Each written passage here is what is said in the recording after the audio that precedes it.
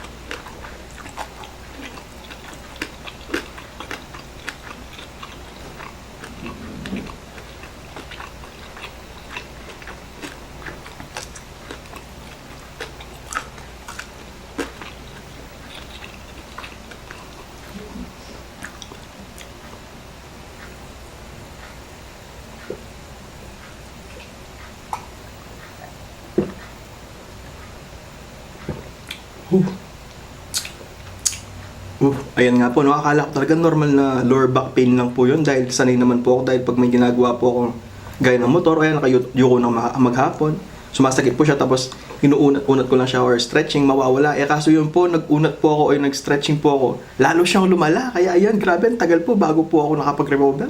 Kaya maraming salamat po sa wala po ninyong sa panonood. Hanggang sa muli, ingat po ang lahat. God bless us all po.